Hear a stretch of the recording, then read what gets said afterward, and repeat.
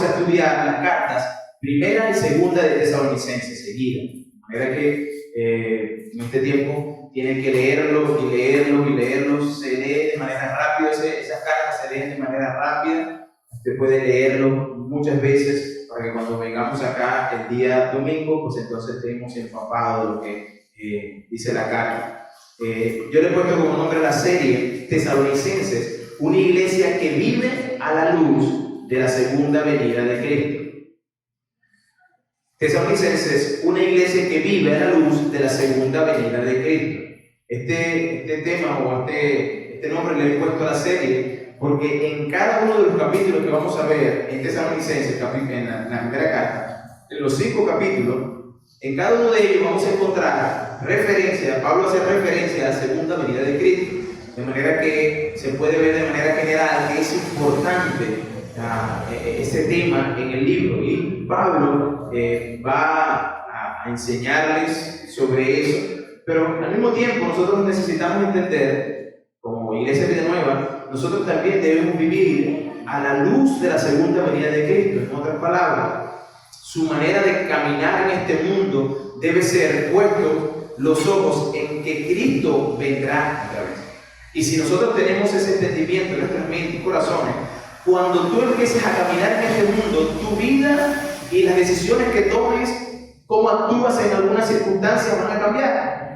Porque tu mirada no está puesta en alguna cosa terrenal, sino en que Cristo viene. De manera que eso modificará tu actuar, tu caminar. Ese es el nombre de la serie, pero el título de la predicación de hoy es el inicio de una gran iglesia.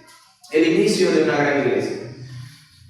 Lo que vamos a ver hoy, hermanos, y espero que ustedes tengan ahí sus mapas, ¿verdad? Porque vamos a entrar en algo que es la historia detrás de la creación. ¿Cómo inicia esta iglesia? ¿Cómo fue que inició esta iglesia? ¿Qué fue lo que pasó? ¿Qué estaba pasando? El contexto histórico. Así que espero que tengan paciencia, no se duerman, pero es importante hacer esto antes de entrar al libro, para así entender, cuando empezamos a leer, entender algunas cosas que vamos a estar leyendo en el libro puntualmente. De manera que hoy yo voy a tocar quizás un versículo, 2 versículos de Tesalonicenses, pero lo que vamos a hacer hoy entonces sí es dar el inicio de esta iglesia. Bien, ¿qué es la iglesia? Nosotros recientemente estamos estudiando marcas de una iglesia saludable y hemos hablado precisamente de lo que es la iglesia. ¿Qué es la iglesia? Bueno, la iglesia es una iglesia que es una santa, ¿verdad? Es una institución, o más bien un organismo vivo. No es una institución creada por hombres. Hermano, la iglesia es una institución que fue pensada en la mente de Dios. ¿Cuándo? Antes de la fundación del mundo. Y esto es importante que nosotros lo tengamos en mente, porque entonces nosotros vamos a pensar en la iglesia con cordura. La iglesia no es una invención humana, sino que está pensada y fue diseñada por Dios, creada por Dios desde antes de la fundación del mundo. Y que esa iglesia vivió en un proceso desde su nacimiento, y cuando hablo de su nacimiento, hablo desde que Dios plantó la primera familia en este mundo, desde Adán y Eva. Te dirá, pastor, ahí todavía estaba la iglesia. Bueno, la iglesia estaba, sin embargo, todavía no tenía el nombre de iglesia. La iglesia comenzó en la mente de Dios y Él fue desarrollando hasta que su inicio, puntualmente como iglesia, la abre Cristo. Pero la iglesia siempre estuvo en la mente de Dios, y el pueblo de Israel, el pueblo antiguo de Israel, era esa iglesia, ese pueblo de Dios que Dios había llamado, apartado, a ser santo, como lo que es la iglesia hoy. De manera que cuando nosotros pensemos en la iglesia, pensamos que no debemos pensar que la iglesia inició en Pentecostés. No, la iglesia ya estaba en la mente de Dios allá, lo único que se estaba desarrollando progresivamente hasta llegar hasta su aparición de una manera más puntual. Así que esa iglesia cayó en pecado. El pueblo de Adán iba a pecado y cayó en pecado. Ese grupo, Dios llamó a un pueblo a ser apartado para representar su nombre ante las demás naciones. Y ese pueblo entonces Dios le dio una promesa, un Mesías que vendría por ellos, un Mesías que vendría a quitar y a limpiar el pecado que había en esa iglesia, en esa humanidad caída. Ahora, cuando llegamos al Nuevo Testamento, esa iglesia ya ahora sí es comprada. Durante todo el tiempo del Antiguo Testamento, la iglesia se malformó, o ese pueblo de Dios se malformó y empezó a adquirir cosas que eran contrarias a lo que el Dios bueno y bondadoso les había enseñado. De manera que esta iglesia empezó a vivir procesos de adulterio con respecto a dioses ajenos, se fue tras otros ídolos, hizo lo que Dios le dijo que no hiciera. Por tal motivo, Dios tiene que intervenir en la historia. Una vez más, eso estaba pensado en la mente de Dios. Y es entonces cuando Cristo aparece en escena para redimir, es decir, comprar a esta iglesia, no por precio de plata ni oro, sino por su sangre. Cristo entra en operación y entonces llama a ese pueblo que siempre estuvo en la mente de Dios, pero que ahora se va a identificar con Cristo. Cristo muere por ella, la compra, y entonces tiene una iglesia. Cuando Él muere en la cruz del Calvario, llama a una iglesia sin mancha, sin arrugas, sin contaminación. Él mismo la santificó, dice la Biblia, purificándola con el lavado de su palabra, con el agua de su palabra, de manera que Él entonces toma esa iglesia, la compra, la limpia, la pone hermosa, y ahora esa iglesia está en un proceso de crecimiento, de guía, de expansión aquí en la tierra, pero está esperando esa iglesia que Cristo venga otra vez por ella. La promesa de Cristo fue: así como me voy haciendo el cielo, así vendré por ustedes y os tomaré a mí mismo. Y Él hizo una promesa, que esa iglesia que Él lavó, limpió, Él viene a buscarla, y viene a buscar una iglesia sin mancha y sin arruga. Eso fue lo que Él dejó. Él viene a buscar una iglesia sin mancha y sin arruga. Esa es la prometida. La iglesia es la prometida de Cristo. Es la esposa, o va a ser la esposa del Cordero. Ahora piense por un momento todo lo que ocurrió desde el inicio hasta Cristo, su segunda venida. La iglesia que Él compró, una vez más, la compró con sangre. Al mismo tiempo, les dejó todas las cosas que necesitaba la iglesia para que se desarrollara. La dejó sin arruga, sin contaminación y sin mancha, y es a esa iglesia que Él viene a buscar. ¿Usted cree que la iglesia es importante para Dios? Es importante, hermano.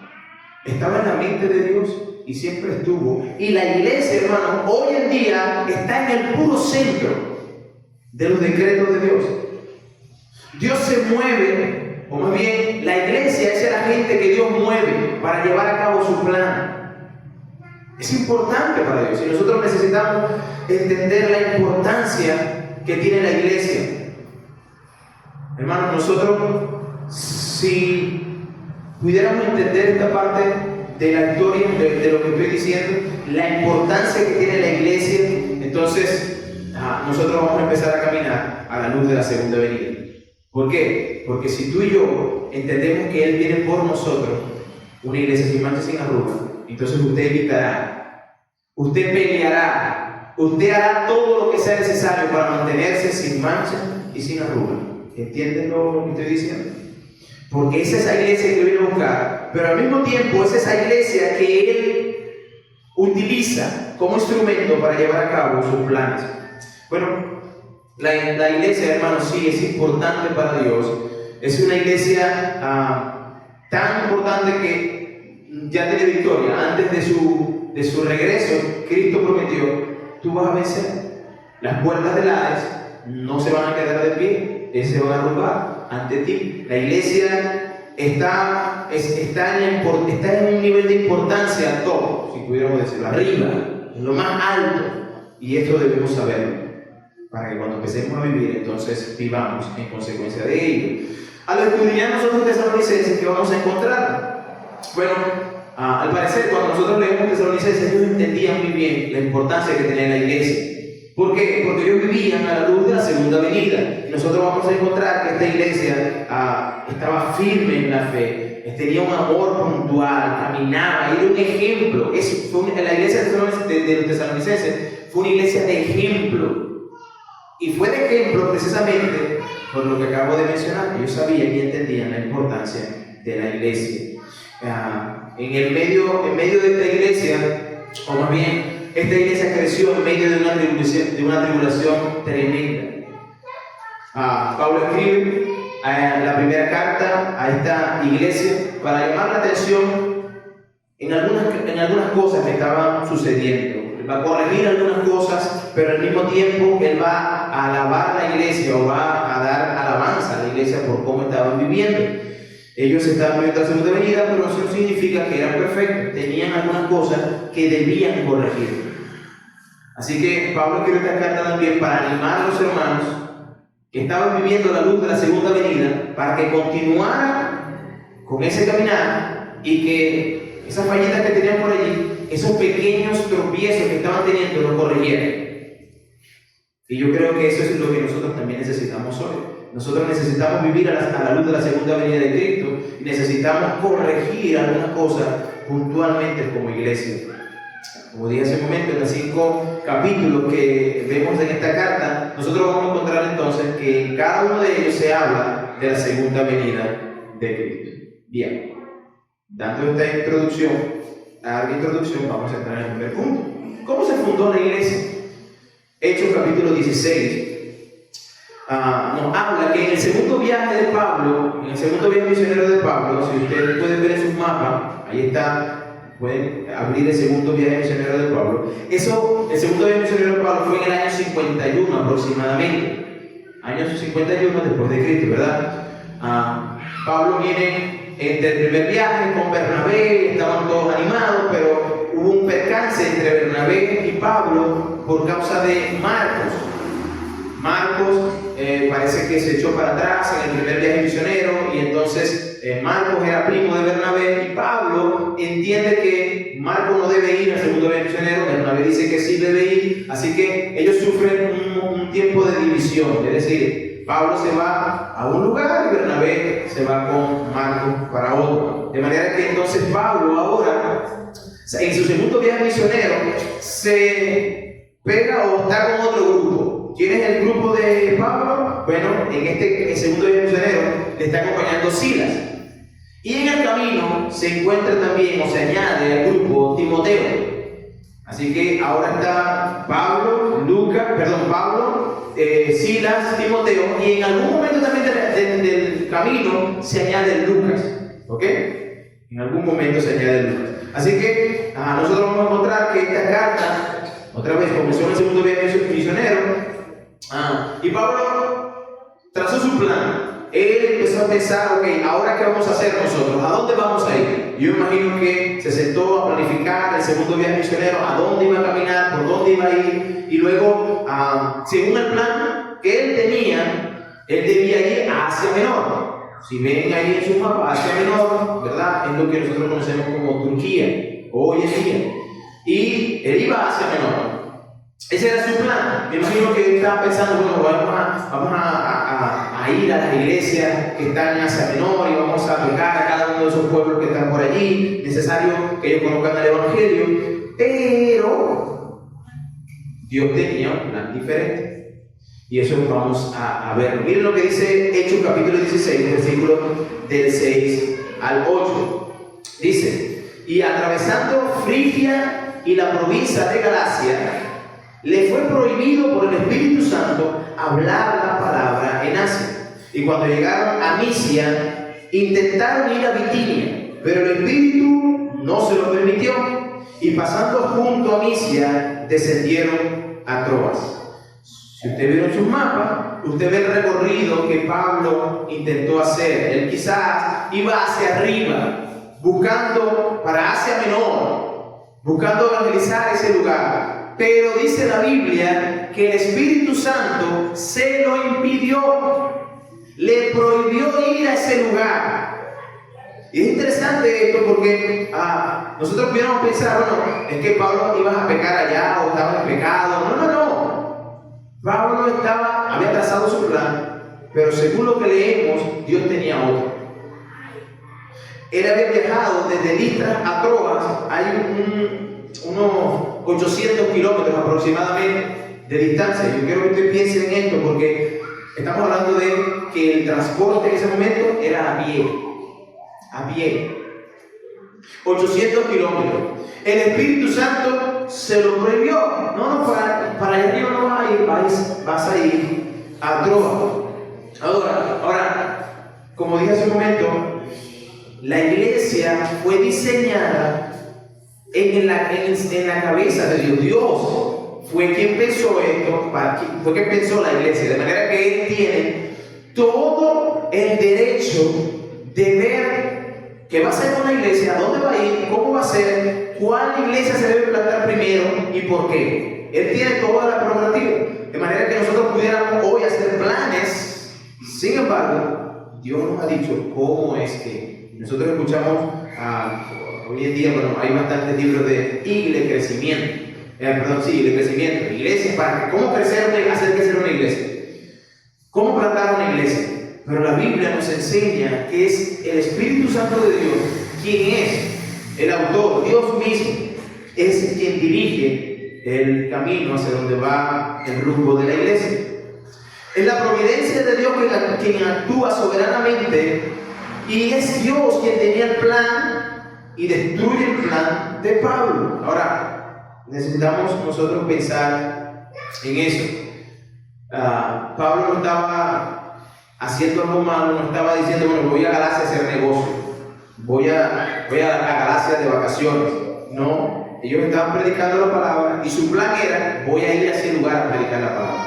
Pero Dios se lo impide, dice, no vas a hablar la palabra en ese lugar. Tú vas a hablar el evangelio en otro lugar. Yo tengo otro plan. Listo. Ahora, ¿qué pensamos de eso? Cuando yo pensaba en esto, yo pensaba en Pablo.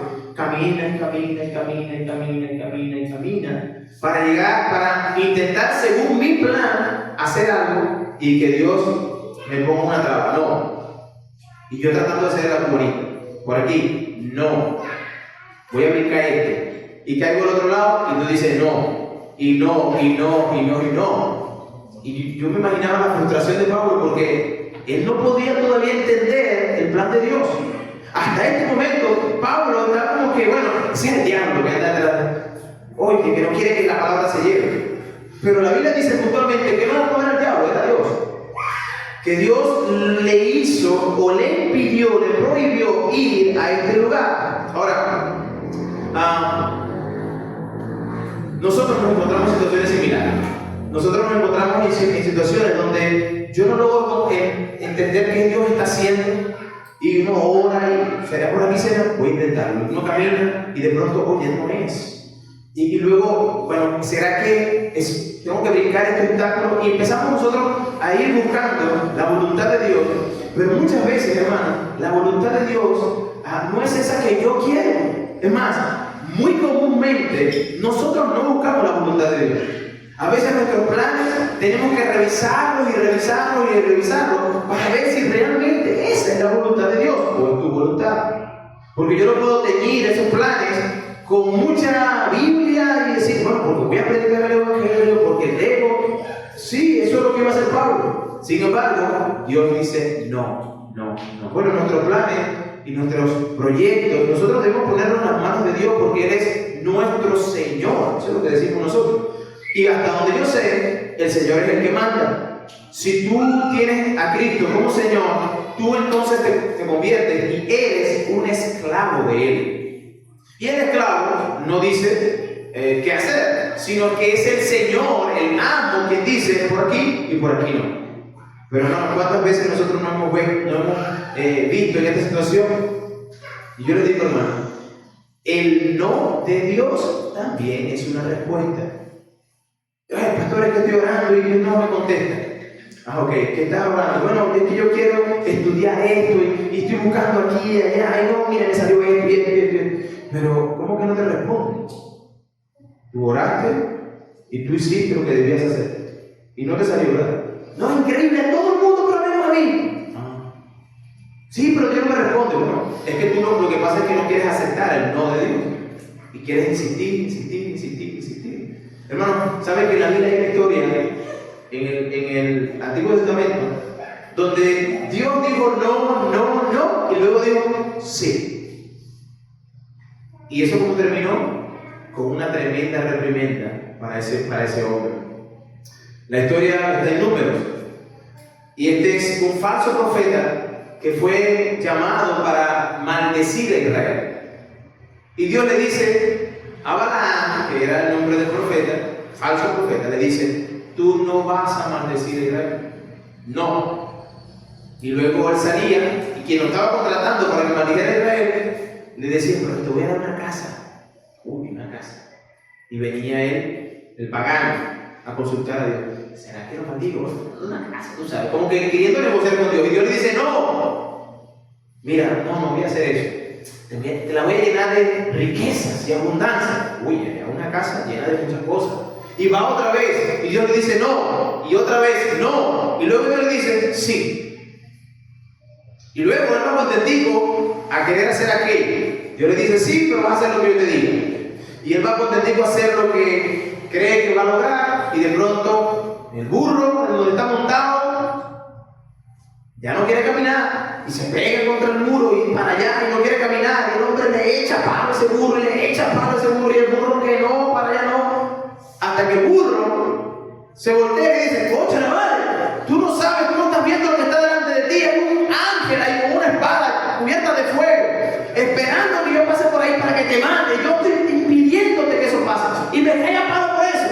Yo me imagino la cara de Balaam al ver que, bueno, yo no quiero pensar, no es usted que estaba allí y que de pronto usted el perro no, y el perro le habla y dice: pero bueno, chico, ¿hasta cuándo? Yo no sé de la carrera que vamos a pegar, pero bueno, ese hombre, eso ocurrió. Dios le da el habla a un asno para decirle a Balaam no. Fíjense, para inclusive abrirle los ojos y prohibirle hacer aquella cosa que iba a hacer. Hermanos, nosotros tenemos que tener cuidado y aceptar los no de Dios, porque también son una respuesta, aunque tú no lo entiendas, su providencia te guiará a su voluntad. Pablo tenía un plan, pero Dios tenía otro. Tú puedes tener tu plan, pero Dios tiene uno mejor. El plan de Dios siempre es mejor, siempre es mejor. Es que yo quiero hacer esto y aquello, y Dios de pronto no te da eso, no te lo da, y no te lo da, y no te lo da, y de pronto tú te consigues peleando con Dios. Eso es como cuando mamá nos decía: no vas a ir, no vas a ir, no vas a ir, no vas a ir, anda pues, anda. Ya tú sabes que ese es un no, pero con un sí. Sí, y atente a las consecuencias. Entonces a veces insistimos en decirle a Dios hacer nuestro plan como yo quiero, pero Dios dice sí, anda. En el caso de Pablo, la actitud de Pablo, de un siervo de Dios, fue simplemente escuchar la voz de Dios y responder a el no de Dios. ¿Cómo respondió al no de Dios? Siguiendo o dejándose llevar según el plan de Dios. Los planes que, como dije hace un momento, que tú y yo tenemos, casi nunca coinciden con los de Dios. Hermanos, nuestra carne no quiere hacer la voluntad de Dios. Tú tienes un plan y tú tienes que a ese plan meterle, pasarlo mucho por la Biblia. Señor, ¿será que eso sea? ¿Cómo voy a glorificarme? ¿Y qué beneficios tengo yo? ¿A dónde me va a llevar eso? ¿Qué es lo que voy a ganar con eso? ¿Qué es lo que va a ganar la obra o lo que tú quieres hacer con eso? Y tienes que hacerte, cuestionarte una y otra vez, porque hay veces, hermanos queridos, que nosotros simplemente decimos hacer nuestra voluntad como que si nosotros no tuviésemos: Señor, me importa, yo voy a hacer eso. Y entonces vienen los problemas. Pastor, me pasó esto. Ay, ¿tú oraste? No oré ni nada. Yo lo hice porque yo creía que esa era la voluntad de Dios, pero si ni siquiera la preguntaste al Señor. Entonces, así comienza esta historia. Inicia con el Espíritu Santo dándole el plan a Pablo para hacer aquella cosa que deben hacer. ¿Cuál era el plan del Espíritu Santo? ¿Cuál era el plan de Dios? Hechos capítulo 16. Vamos a ir otra vez. El versículo 9 dice de la siguiente manera.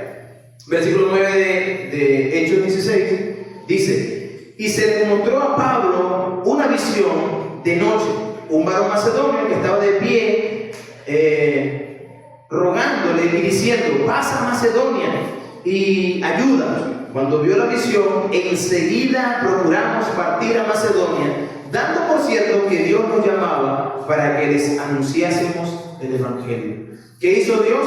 Tenía el plan, para allá no, es para acá. Y luego que Pablo redirige más bien su plan, y ahora: Señor, mi plan ya no es el mío, es el tuyo, es el que tú quieres hacer. Y entonces ahora Dios lo va a llevar, en vez de hacia arriba, lo va a llevar hacia Macedonia, donde Dios ahora le va a mostrar que es a Macedonia por una visión, un hombre pidiendo ayuda, y él entendió: esa es la voluntad de Dios, para allá voy a ir. Ellos pasaron de Troas, ya vemos una vez más, pasaron a Filipo, donde se plantó la iglesia de los filipenses, y luego hubo un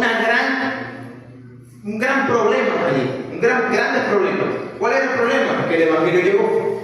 Pablo empezó a predicar el evangelio en Filipo, y entonces la gente se empezó a convertir, la gente empezó a ver el evangelio y a abrazar el evangelio. Incluso una persona que estaba endemoniada, que decía: oye, este Pablo, que este es el Hijo de Dios, este es el que anuncia el evangelio, y Pablo se fastidia de esa persona y le dice: sal.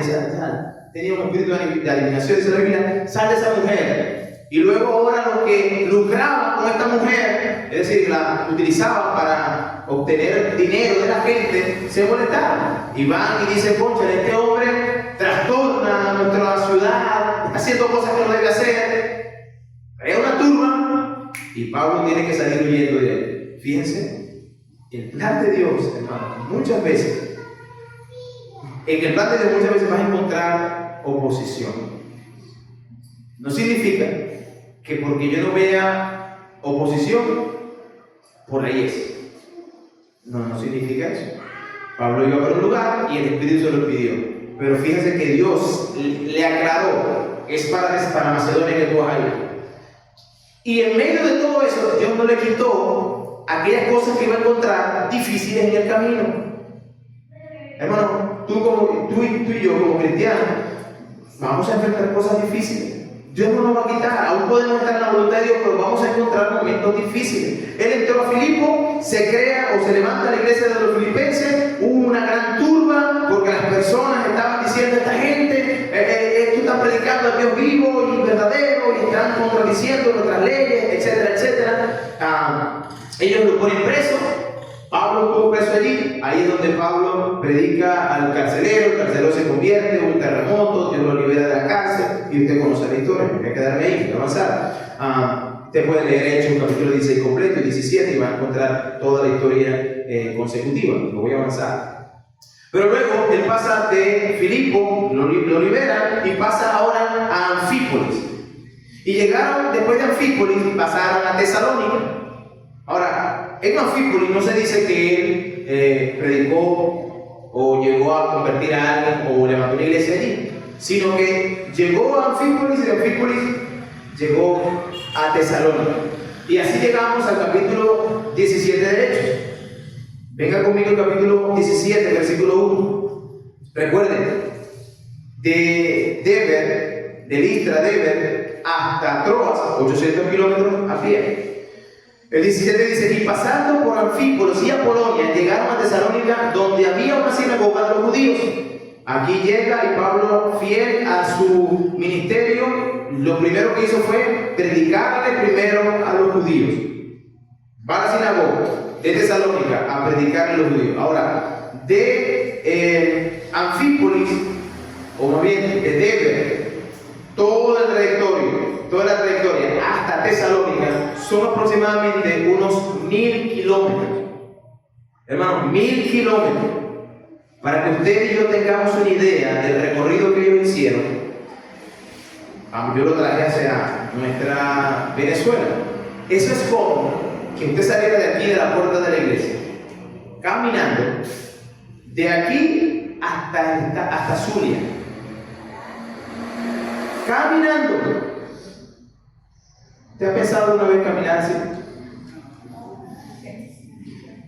Uno lee estos lugares y ve el mapa y uno piensa: sí, Filipo, eso fue rápido. Hermano, pero cuando uno lo ve en las dimensiones que son, bueno, el carro de aquí a Estados Unidos son como 24 horas, algunos se echan un poquito menos, algunos un poquito más. Pero caminando son 13 días y 6 horas sin parar día y noche. ¿Quiere llegar en 13 días y 6 horas al Zulia? Agarra ahí la carretera y empieza a caminar. Se lleva su GPS y pone ahí, voy para el Zulia. Y ellos te va a ir diciendo, por aquí y por aquí. Y usted empieza a caminar y no se para a dormir, ni a comer, ni ir al baño. Simplemente por 13 días usted va a ir a hacer eso. Y va a llegar allá al Zulia. ¿Usted cree que llegaría? El punto es que no era una línea recta, que no era como tomar la carretera y caminar y ir por la carretera. No, aquí no había carreteras, no había muchas carreteras. Aquí había montañas y bosques y peligros tremendos. Un terreno peligroso. Hermano, 800, ¿usted está entendiendo el corazón misionero de Pablo? Pero usted está viendo también cómo Dios llama a un hombre y que luego lo pone en un camino que no es como que, bueno, hoy en día, ¿verdad? Estamos orando por un jet privado para hacer la voluntad de Dios. Hermano, a Pablo no le dieron un jet, ni un burro, ni un carro, no le dieron las patitas para que te tengo, dale, a caminar. Y yo pensaba, ¿verdad? Oye, ¿cuánto a nosotros nos hace falta saber eso? Porque a veces, oye, quiero conseguir tu. Señor, está difícil tu. Imagínense usted a Pablo aquí. Señor, pero qué. Y un burrito conseguí. Por eso no fui. No.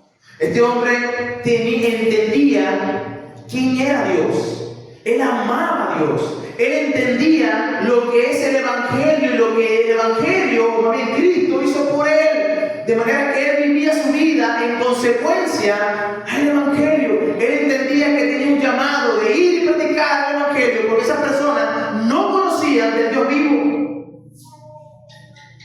Y él agarró su grupito y vamos a caminar. Así que si tienen que ser misionero, allá pensando llegó a Tesalónica y usted podría pensar, bueno, usted llegó a Tesalónica y tuvo que descansar porque vaya la rutina que se llevó. No, dice el pasaje que llegó a donde había la sinagoga de los judíos, versículo 2. Y Pablo, como acostumbraba, fue a ellos por 3 semanas. Pablo llegó y dijo, oye, voy a estirar los pies, un masajito en la espalda. No. Inmediatamente a lo que venía, después de un largo viaje de estos 1000 kilómetros aproximadamente, llega a este lugar y se mete en la sinagoga. Y dice el versículo 2 que durante 3 semanas les predicaba, les enseñaba el Evangelio. Dice que el versículo 2, y Pablo, como acostumbraba, fue a ellos por 3 días de reposo, discutió. Eso es sinónimo también de expuso, compartió, eso discutió ahí. La palabra implica explicación, no una pelea, no una gallera, no, esto es una explicación. Pablo explicó, fíjense el versículo 3 dice, declarando. ¿Qué fue lo que estaba declarando? Dice, y exponiendo. Estas dos palabras están explicando lo que anteriormente él estaba diciendo. Discutió. ¿Qué significa eso? Él estaba declarando y exponiendo. Y ahí vemos el principio también de la exposición de la palabra. Por eso es importante, Pablo exponía la palabra. La predicación de la Biblia es expositiva y tiene que ser expositiva. No tengo nada como temático, nosotros predicamos temático también, pero la exposición de la palabra abre el entendimiento de la persona. Por eso en esta iglesia se predica expositivamente. Dice, declarando y exponiendo por medio de las Escrituras. No fue que llegó diciendo un montón de cosas. No fue que llegó diciendo, bueno, aquí estoy yo, parado para decirles lo duro que fue la caminata, los peligros que me encontré. No, la Escritura. Ahora pensemos por un momento. Vamos a hablar un poquito de la ciudad como tal. ¿A dónde llegó Pablo? Antes de entrar en lo que él predicó. ¿Dónde llegó Pablo? Bueno, esta ciudad de Tesalónica se había construido en el 315 antes de Cristo, ¿ok? En el 315 antes de Cristo empezó a surgir este movimiento de gente llegando a ese lugar y luego se le llamó Tesalónica. Ahora, ¿quién le puso Tesalónica? Tenía otro nombre, pero ¿quién le puso Tesalónica? Bueno, para darle la historia corta y bien corta, cuando nosotros estudiamos los imperios de la Iglesia, de la historia universal, hay un imperio que se llama el Imperio Griego. El Imperio Griego, quien lo comandaba era Alejandro Magno. Alejandro Magno fue por todo lo conquistado que había conquistado el Imperio Medo-Persa. Es decir, todo el mundo conocido para ese momento, los griegos fueron los conquistados. Y ellos trajeron muchos avances y muchas cosas, la carretera, el idioma, muchas cosas que eran producto de lo que Dios estaba haciendo para que el Evangelio pudiera llegar. De manera que Alejandro Magno va, conquista, y a los 33 años, dice la historia, que él muere. Y algunos comentaristas dicen que él murió precisamente porque ya no había nada que conquistar. Interesante eso. Es como lo que estamos viendo en Tesalonicenses. O sea, ¿de qué me vale tenerlo todo? Cuando tú lo tengas todo, ¿sabes qué va a pasar? Vas a estar vacío. Vas a estar vacío. ¿Por qué? Porque al final de todo, al final de que tú lo conquistes todo y lo tengas todo, siempre va a haber ese vacío que solamente lo puede llenar Dios. Nuestra necesidad no es material, no es física. Nuestra necesidad es espiritual. Eso fue lo que ocurrió en el jardín del Edén. Adán cayó y desde allí en adelante nosotros estamos desesperadamente buscando llenar y satisfacer ese deseo de cosas. Y lo hacemos a través del trabajo, buscando. Ahorita Alejandro Magno, que intentó por mucho, con toda la fuerza, conquistó todo lo que tenía. Y cuando llegó al final dijo, ¿y ahora? Y murió de tristeza, dicen algunos comentaristas. Pero el imperio, el vasto imperio que él tenía, fue dividido en 4 partes. Él tenía 4 generales. Uno de esos generales era Casandro, uno de los generales. Y ese general, Casandro, tomó la provincia de Macedonia, también conquistada por Alejandro Magno. Pasado el tiempo, Casandro le va a regalar a su esposa, le va a hacer un regalo a su esposa y le regala la ciudad y le pone por nombre Tesalónica. Eso se llamaba de otra manera, pero ahora su esposa se llamaba Tesalónica, y él le pone a la ciudad Tesalonicenses. Así que ahora la ciudad se llama Tesalonicenses en honor a la esposa de este general llamado Casandro. Como yo le puse a mi casa María, en honor a mi esposa. Pero él hizo eso. Entonces Tesalónica empezó con el tiempo a crecer, y era un lugar muy importante. Los romanos, luego del Imperio Griego viene el Imperio Romano y conquista todo lo que habíamos conquistado el Imperio Griego, y en esto está también Tesalónica. Y entonces, ¿qué hacen ellos? Los romanos llegan y dividen Tesalónica en 4, y Tesalónica la ponen como una de las capitales de esa región. Pasado el tiempo, una vez más, Roma dice, ¿sabe qué? Vamos a unificar todo, vamos a hacer una sola capital. Esa sola capital se llamó Tesalonicense. De manera que la importancia de esta ciudad es vital. Ahora piensen el plan de Dios de no llevar a Pablo hacia arriba, sino hacia ese lugar. ¿Por qué? Bueno, porque ese lugar era el lugar preciso, era un lugar muy importante. No solamente porque era la capital de una ciudad, sino que Dios tenía ciertas cosas por hacer a través de que se llegara a ese lugar de Tesalonicenses. Tesalonicenses estaba también ubicada en justo una vía que era tremenda vía. El segundo mapa que tienen allí, el mapa de la vía Ignacia,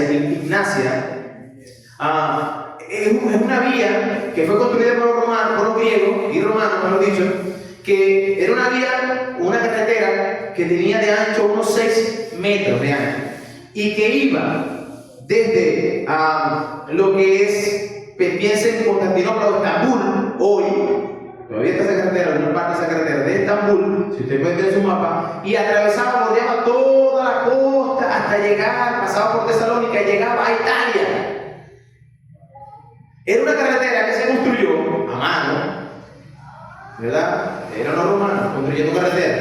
y que atravesaba desde Italia, el mar Adriático, bordeaba todo el mar Egeo y llegaba hasta Estambul. Imagínense cuánto territorio había allí. De manera que Tesalónica estaba en el puro centro de esa carretera y era importantísima. ¿Por qué? Bueno, porque esta carretera, en este lugar, atravesaban personas de todo linaje, pudiéramos decir. Había un comercio fructífero en la zona. Habían ciertas cosas que se estaban dando, las religiones que había, pero había ciertos lugares, o más bien la ciudad, por ser una metrópolis, tenía algunos problemas con la inmoralidad. Ahí pasaban todo el mundo, personas que tenían problemas inmorales que traían de un lugar a otro, y como Tesalónica era un lugar de reposo, era un puerto, un lugar portuario, entonces ahí reposaba todo eso. Así que en medio de esta ciudad de importancia, de mucho dinero, de mucho comercio, pero altamente inmoral, Dios llevaba. Es allí que tú vas a predicar. Ahora, piensen en esto, y todo esto lo estoy diciendo, recuerden, todo esto es importante para cuando nosotros empecemos a estudiar Tesalonicenses podamos ver en mucho más, con un entendimiento más claro qué es lo que estaba pasando con los tesalonicenses. De manera que entonces ellos tenían su ciudad bien habitada, con muchos problemas. Ellos también tenían autonomía política, eso es importante. Roma le había dado a Tesalónica autonomía política para gobernar, y ellos podían decidir hacer cualquier cosa. Recuerden que los romanos eran el único, cuando el imperio de ellos, en todo el imperio, lo que decidía la muerte de una persona eran los romanos. En Tesalónica en particular, no. Le dieron autonomía de actuar. Por eso es que cuando van a matar a Cristo en Jerusalén, los fariseos no pueden, tienen que ir a los romanos. Y los romanos tienen que crucificar. Los únicos que pueden matar eran los romanos. Pero cuando vemos en Tesalónica, ellos tenían autonomía. Entonces, el Dios que guió a Pablo y a Silas y a Timoteo y a Lucas, por todo esto tenía un plan. Tenía un plan. El plan era que el cristianismo se estableciera como una de las grandes religiones mundiales. Tesalónica, cuando el Evangelio llegó a Tesalónica, eso hizo o dio pie a que la religión cristiana se convirtiera en una de las más grandes. Era como que Dios estaba tratando de poner en competencia, o más bien poner en la palestra al cristianismo. Y era importante entonces que pasara por Tesalónica. Por eso, como dije hace un momento, los planes de Dios son mejor. Quizás Pablo iba a Tesalónica y iba a predicar por aquí, uno por allá. Pero no era algo que realmente iba con el plan de Dios. Dios quiere hacer un plan más grande y es mucho mejor. La iglesia está en el puro centro del decreto de Dios. Hermanos queridos, la iglesia, la historia de la iglesia es interesante. Si usted puede pensar en nosotros como iglesia, ¿cuál fue la historia de esta iglesia? Y usted puede pensar en cómo la iglesia llegó a ser esto. Y no solamente en términos de construcción, pero de personas. ¿Cómo fue que tú llegaste aquí? Y tú puedes ver al Dios Todopoderoso, el que diseña los planes y el que tiene todas las cosas bajo control, el soberano, providencialmente guiándote y empujándote hasta este lugar. Usted puede ver cómo cada cosa en su entorno Dios lo movió para que usted estuviera hoy aquí. ¿Quién iba a pensar que la muerte de una persona en este lugar que era monte, iba a traer una iglesia? Así fue que inició, según la historia. Llegaron, predicaron. ¿Usted no puede hacer un estudio bíblico? Sí, ¿cómo no? Y así comenzó con un estudio bíblico. Pero ellos no tenían intención de hacerlo. Ellos simplemente venían a colaborar con alguien. Venían a darle palabras de ánimo a alguien. Pero Dios tenía otro plan. Y así usted puede ver, hermano, la providencia de Dios en su vida. ¿Cómo fue que usted llegó hoy a lo que es hoy el Señor? La historia de la iglesia es interesante. ¿Cómo llegó la historia? ¿Cómo llegó el Evangelio a Cumaná? Bueno, por un libanés. Yo no lo sabía. El Evangelio llegó a Cumaná por un libanés que fue perseguido, estaba siendo perseguido por su religión, por ser cristiano, y él huye y llega a Marimitá. Y luego él empieza a predicar en Marimitá, y luego se convierten algunos, y llegan otros, y después a Carúpano, Wiria, y luego se vienen a Cumaná, y pudiera contarle toda la historia, pero Dios providencialmente guió a ese hombre para acá. ¿Pero cómo lo guió? Lo puso que lo persiguiera. Salió huyendo para acá, pero él tenía un propósito. Hermano, así actúa Dios. La providencia de Dios está actuando y actuará. Él es soberano, Él es el quien va a hacer lo que Él dijo que iba a hacer, porque Él tiene todo el poder para hacerlo.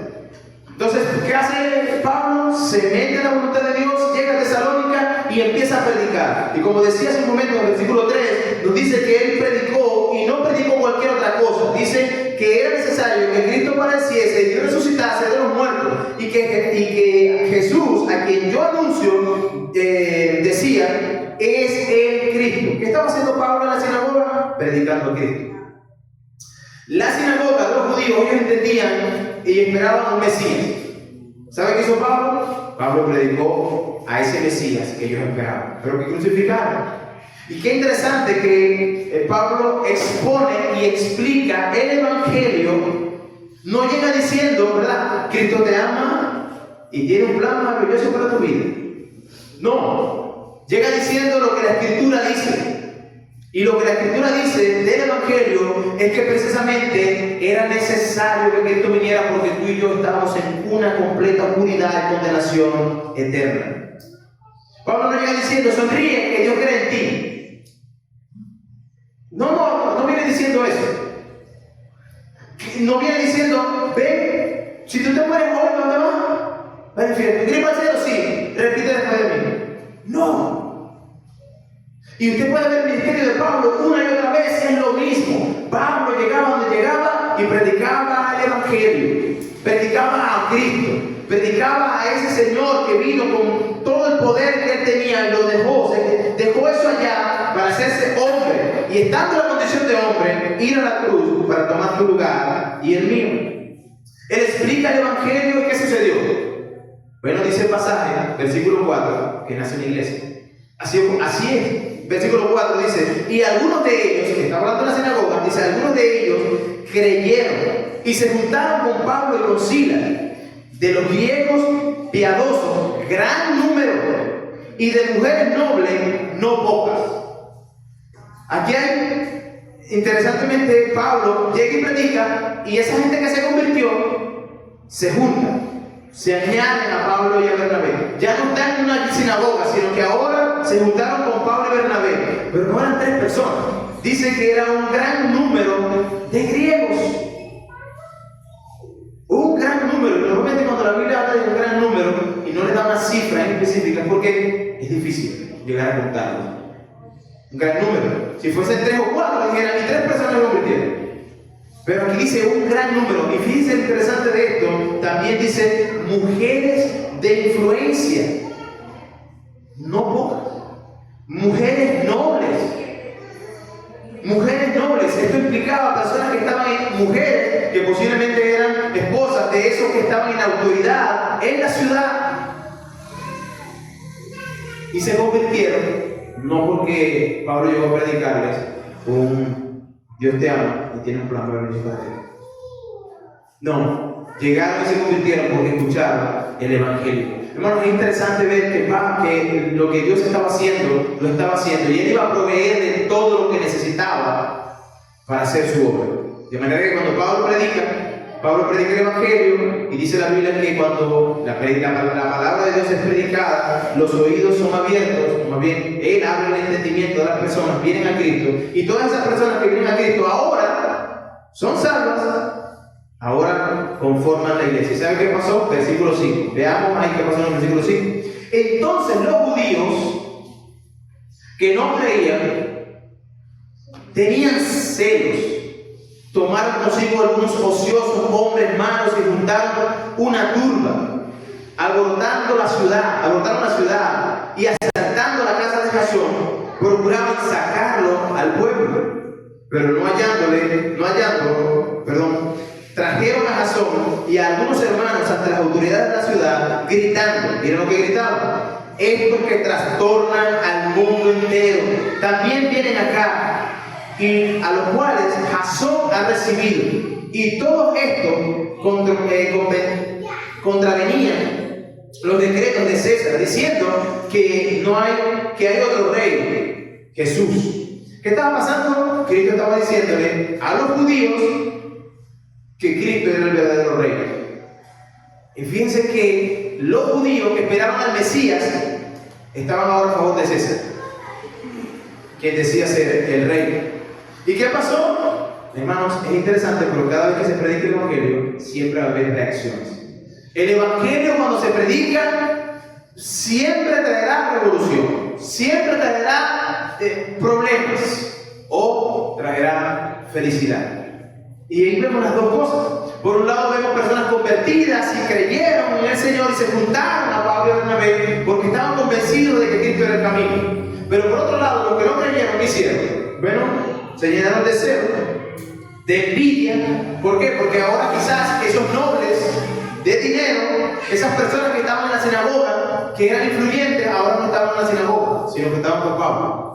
Y posiblemente ellos salieron a discutir y a pelear precisamente por lo que estaba pasando con Pablo y Bernabé. Estaban quitándole a las personas. No es que estaban interesados en las personas, sino en lo que esas personas le daban. Así que al final de cuentas, el Evangelio, mis hermanos, tuvo impacto y siempre tendrá un impacto cuando se predica.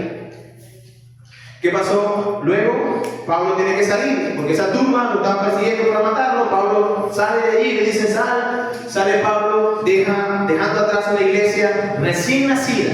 El tiempo que esta iglesia tiene, o que tuvo Pablo aquí en esta iglesia, algunos piensan que fue de 2 meses a 6 meses que tuvo Pablo nada más predicando en este lugar. Porque aunque el pasaje dice que tuvo 3 semanas en la sinagoga, hay ciertas cosas y indicios que nos dicen que fue un poquito más de 3 semanas.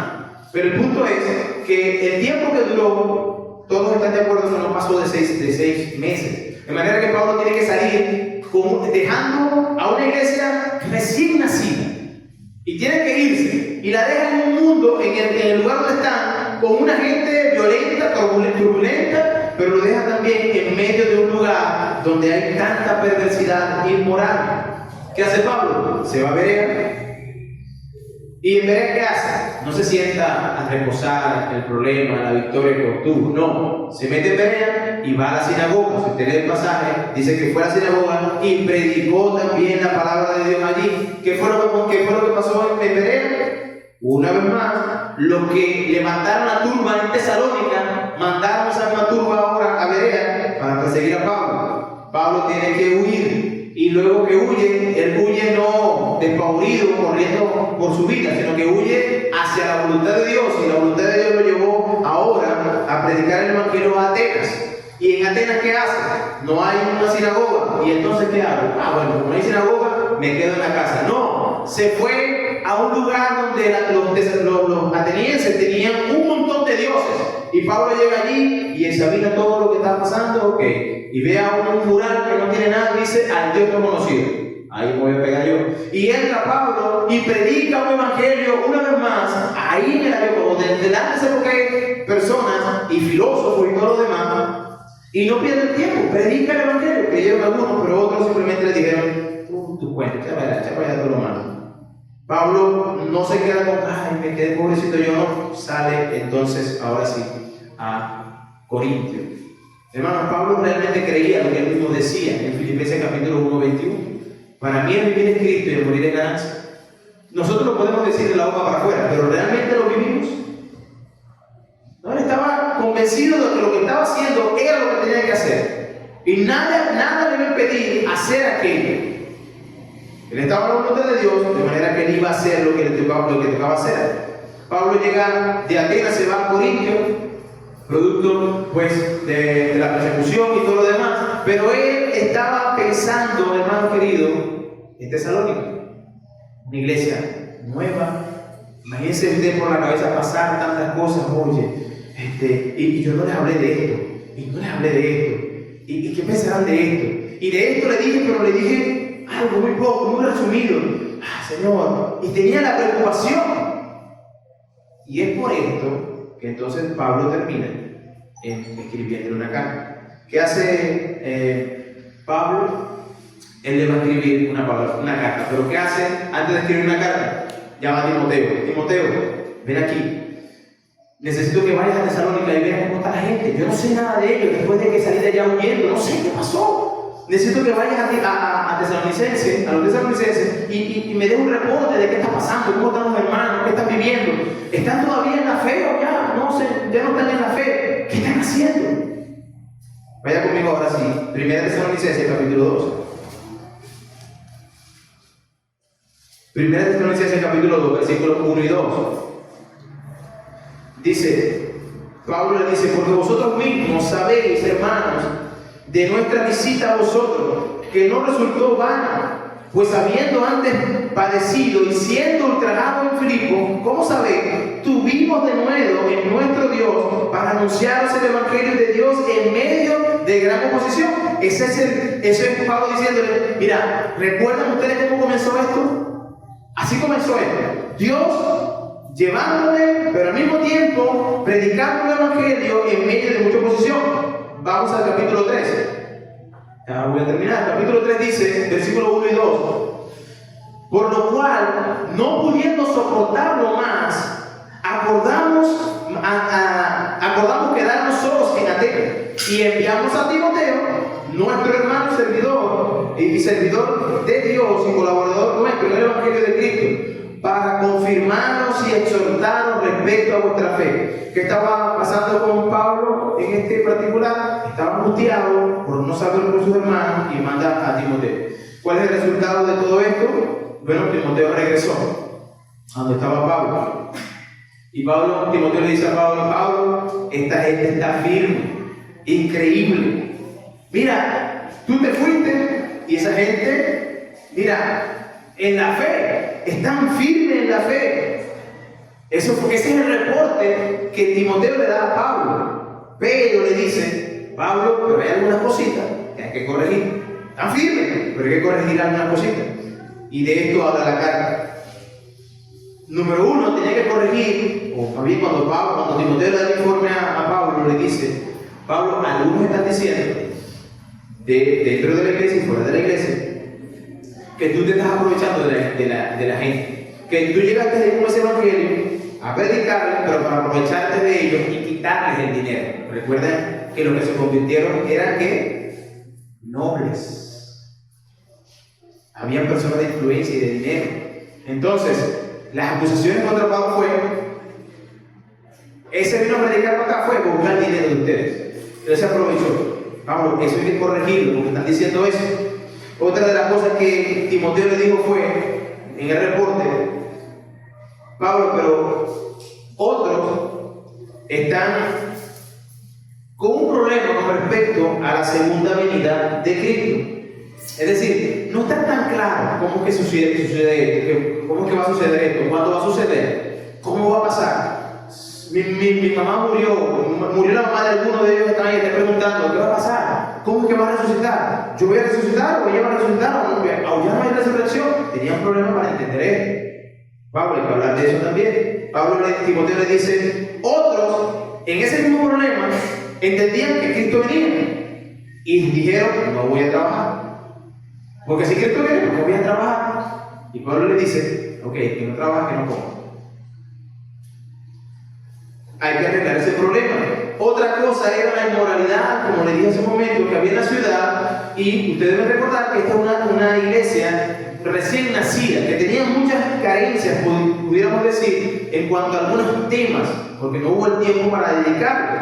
Así que Pablo, cuando Timoteo le da el reporte, dice, hay que hablar de la santidad, de la inmoralidad sexual.